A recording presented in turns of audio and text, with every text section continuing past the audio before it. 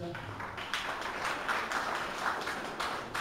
I could add something there, what Coach was saying earlier that I kind of, it slipped my mind, but it was on a historian from the Congress. I talked to a historian that was telling me about how Congress back years and years ago, before the invention of air conditioning, only met during the winter months, and then it started getting real hot, and they had to go home. And when the invention of air conditioning is what caused most of the liberalism that we've seen over the last over the last several years, because they quit going home. So that was a point that Coach was making earlier.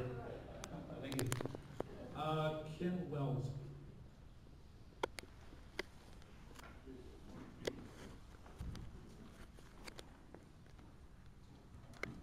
Would y'all be willing to retire on Social Security? After you get out of office, you get through there, you willing to take Social Security retirement instead of whatever they got now? Absolutely not. No. No, I'm Social Security exempt. I filed Social Security exempt when I was 18 years old. I've never paid into Social Security. I'm not a socialist, and I felt like I could probably invest my money better than the government could. And so I did exactly that, and I had the privilege of somebody being in full-time ministry. I think it's ridiculous for, if someone's supposed to retire in that kind of money. I think everybody should be able to invest their own money for their retirement. Yeah. I think the gentleman's question was, are we going to go over there and try to enrich ourselves? Is that really what you're asking? Pretty much. Yeah. So I would be for a reduction in the staff in Washington, D.C. and have those guys come home. How about if we really want to find out who wants to go represent us? Why don't we cut the salary in about half? If they couldn't make so much money to go there, you would have fewer people who would want to go there. We need citizen leadership and people who are not going there to enrich themselves and people who are not concerned so much about re-election. We see guys go to Washington, D.C., paupers, and leave millionaires. There's something seriously wrong with that system. We need to bring all that in. My answer is no also, but one of the reasons they leave Washington, D.C. as millionaires is because they leave their congressional posts and then they become lobbyists for the big law firms there in D.C. where they make $500 to $1 million or $2 million a year. There needs to be some revolving door protections, even stronger than what we have right now, so that it doesn't happen. I too won't make a commitment to that. First of all, the amount of Social Security I receive is very small. And secondly, the Social Security system, I'm not 100% confident it's going to be there down the road a ways, because all of our entitlement programs are in serious trouble. They are not actuarially sound, and we need to rely on our own personal investments. I believe in accepting responsibility, not just for my retirement, but for my actions and everything I do. And I think a lot of the problems in this country can be resolved if we learn to accept responsibility. I'd like to say, Ronald Reagan, when it started, we moved to a retirement account. And I was starting out farming a few years after that. And I opened my first one, and I put the maximum in it a few years when I could. And because planning for the future, and Fred's got it right, personal responsibility. And we're going to have a huge crisis coming because it's insolvent, and there's a lot of people that are going to be retiring, baby boomers, and they're counting on Social Security for their survival. We've got a huge problem. Okay. I'm just after the baby boomer, so I've never counted on Social Security, so I'm not counting on it now, whether I go to Congress or not. I worked since I was 16. I'm already fully vested in a private retirement plan, and so I'm not counting on that one way or the other, or the congressional benefits. I worked hard to get where I am. I continue to work hard, and I'm not going to Congress for the benefits. I'm going to serve the people.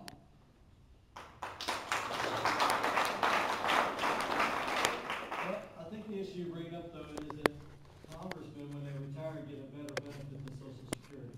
They're putting themselves on a different playing field. I would vote not only to cut congressional pay, they need to cut the retirement plan. I think it would be far better to cut them in half and have more congressmen so that you can get a hold of your congressman, because we know Zach's base is impossible to get a hold of in this district.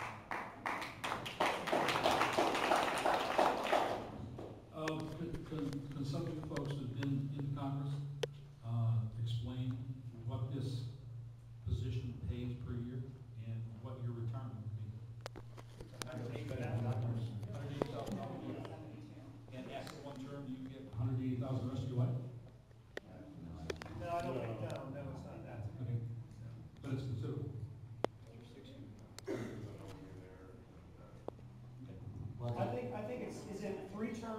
years, and then there's a retirement that is established after that, which is ridiculous.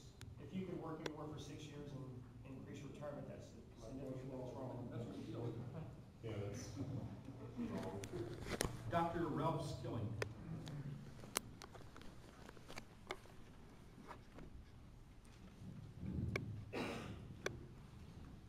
Most of you know me as a former state committee of the Republican Party, and I think we need to improve the Republican Party by a great degree. Mr. Gibbs, then, I'd like to ask you as a state senator, when you voted for the largest tax increase in Ohio history, you do reference yourself as a watchdog of the treasurer, and I'd like to ask you, were you acting as a watchdog of the treasurer when you did vote for that highest tax thing at that time?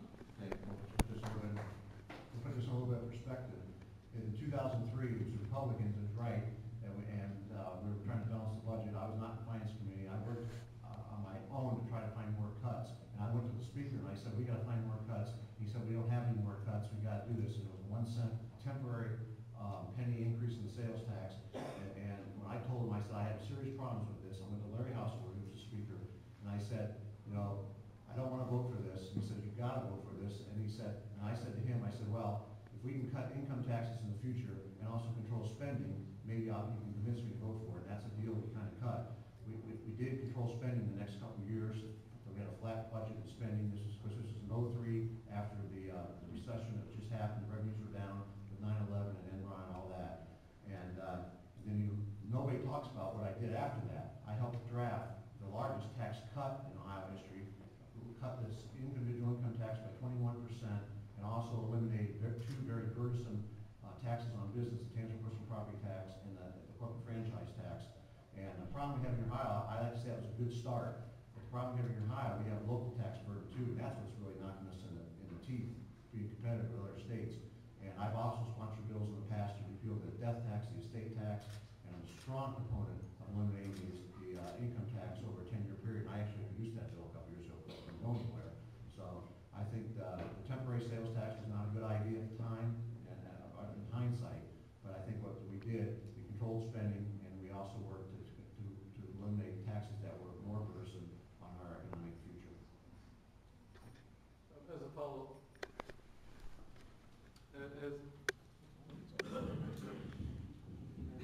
thank you. As a follow-up to that question, I'd like to also ask, because rumors are very ugly and they do affect the people in serious ways.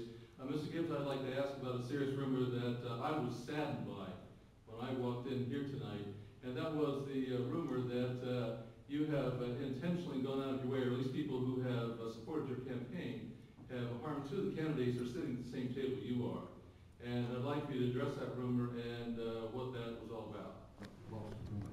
The rumor was that your people who supported you have gotten rid of the campaign manager for Mr. Daley and have hindered the contributions specifically for Ms. Mull? Nobody that works in my campaign team has done any such, to my knowledge. And was brought to my attention that there might be some people in Washington, D.C. doing that, and I instructed my campaign people to tell people in Washington, D.C. that we don't need that kind of help. And I have literally control over some people that do things more, wherever they're doing that. But I do not condone that. And I've been out working really hard since end of August to raise money and gain support. My commitment is I want to take Zach's face out and get Congress taken back by conservatives